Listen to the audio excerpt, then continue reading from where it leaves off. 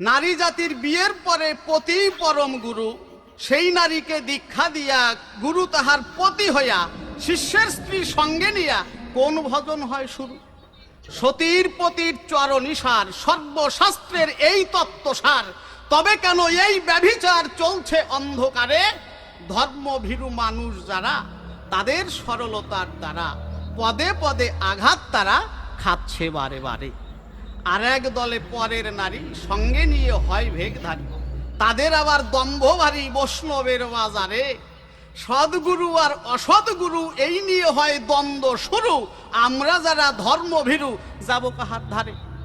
কেহ বলে ব্রাহ্মণ হলে তবেই দীক্ষা নেওয়া চলে, অব্রাহ্মণে দীক্ষা দিলে হয় না কোনো ফল। কুলগুরুর আর এক প্রথা শুনিতে পাই যথা তথা, ধর্মীয় সব আবিলতা ছড়ায় গুরুর দল।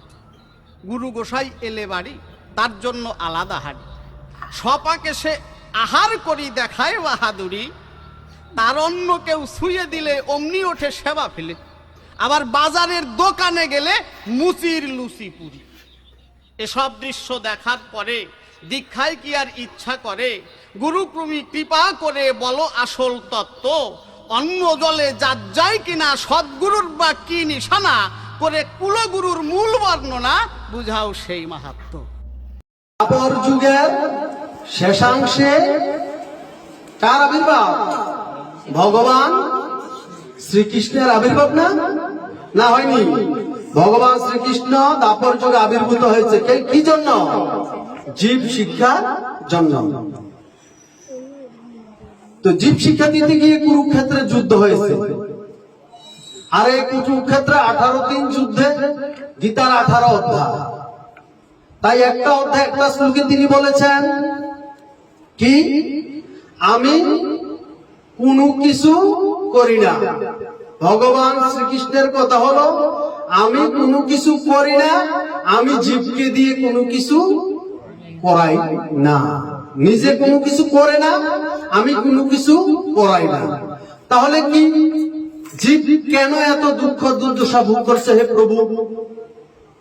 তো তার ভগবান শ্রীকৃষ্ণের কথা হলো ত্রিগুণ দ্বারা মানুষ পরিচালিত হচ্ছে। কয় গুণ? ত্রিগুণ দ্বারা মানুষ পরিচালিত হচ্ছে।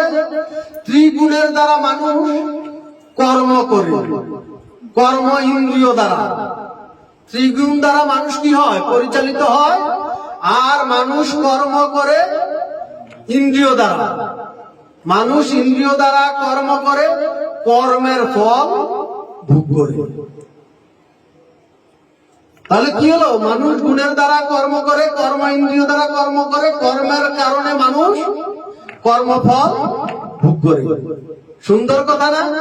তাহলে পরিষ্কার শ্রীকৃষ্ণ বলছে গীতাতে আমি কোনো কিছু করি না, আমি কোনো কিছু করাই না। সুন্দর।